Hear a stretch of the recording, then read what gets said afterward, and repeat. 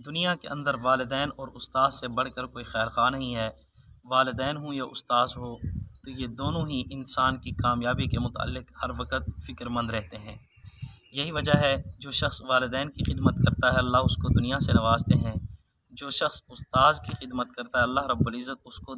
علم سے نوازتے ہیں۔ ایک شخص ہے، اس کے 6 بیٹے ہیں، اور وہ کہتا ہے جب بھی میں مزدوری کیا کرتا تھا تو شام کو رب ذوالجلال کے سامنے التجائیں کرتا تھا کہ اللہ آپ نے مجھ سے تو مشکل کام لیا ہے لیکن میری اولاد سے مشکل کام نہ لینا۔ یہی وجہ ہے آج اس کے 6 بیٹے ہیں تو 6 کے 6 الحمدللہ موجوں کے اندر ہیں۔ اور وہ کہتا ہے اچانک ایک مرتبہ میرے ساتھ اس طرح ہوا کہ میں عید کی شاپنگ کرنے کے لیے گیا، حلال مزدوری سے جو میرے پاس خون پسینہ کی کمائی تھی وہ لے کر گیا، تو مجھے جوتے والے نے بھی لوٹا، کپڑے والے نے بھی لوٹا، اور مجھے تیل صابن والے نے بھی لوٹا۔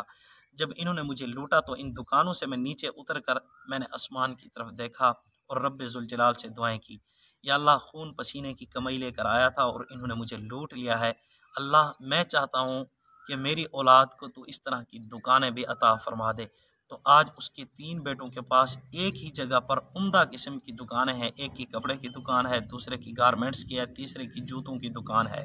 تو اسی لیے جو بھی والدین ہیں ان کو چاہیے کہ اپنی اولاد کے متعلق جب بھی کوئی کلمات نکالیں تو وہ سوچ سمجھ کر نکالا کریں۔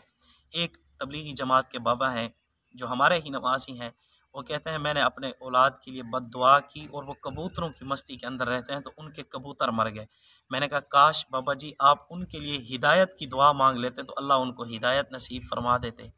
تو کسی وقت بھی قبولیت کا ٹائم ہوتا ہے، تو جب بھی اولاد کے لیے ہاتھ اٹھائیں، جب بھی اولاد کے لیے زبان ہلائیں تو ان کی خیر خواہی کے لیے زبان ہلایا کریں، اور جب بھی ان کے لیے کوئی کلمہ کوئی لفظ نکالیں تو ان کی اچھائی کے لیے نکالا کریں۔ یہی وجہ ہوتی ہے بس اوقات والدین غصے کے اندر آ کر اولاد کے لیے بد دعایا کلمات نکال بیٹھتے ہیں، جس کی وجہ سے اولاد بھی در بدر ٹھوکریں کھاتی ہے اور بعد میں والدین خود بھی پریشان ہوتے ہیں۔ تو لہٰذا اس پریشانی سے بچنے کے لیے اور اس اولاد کو در بدر ٹھوکریں کھانے سے بچانے کے لیے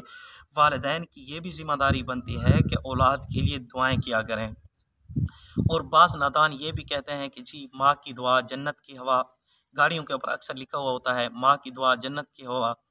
باپ کی دعا بیٹا کما کے کھا، حالانکہ یہ غلط ہے۔ رضا الرب فی رضا الوالد و سخط الرب فی سخط الوالد، ترمذی شریف کی حدیث ہے، رب کی رضا والد کی رضامندی میں ہے اور رب کی ناراضگی والد کی ناراضگی میں ہے۔ والد جنت کا دروازہ ہے،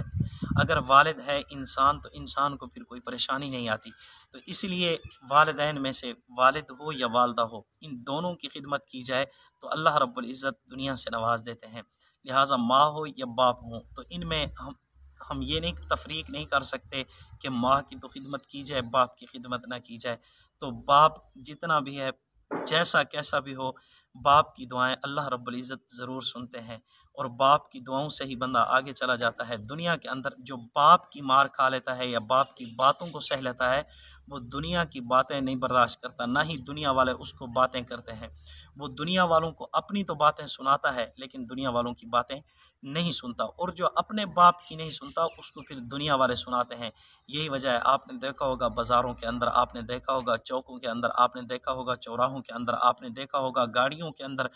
لوگوں کو گالیاں جو دی جا رہی ہوتی ہیں، اس کی مین وجہ یہی ہوتی ہے کہ انہوں نے اپنے والدین کی باتوں کو برداشت نہیں کیا ہوتا، اپنے باپ کی باتوں کو برداشت نہیں کیا ہوتا، جس کا صلہ ان کو مل رہا ہوتا ہے، بدلہ مل رہا ہوتا ہے۔ لہٰذا جن کو والدین کی باتیں مل جاتی ہیں وہ برداشت کر جاتے ہیں تو وہ دنیا والوں کی باتوں سے محفوظ ہو جاتے ہیں۔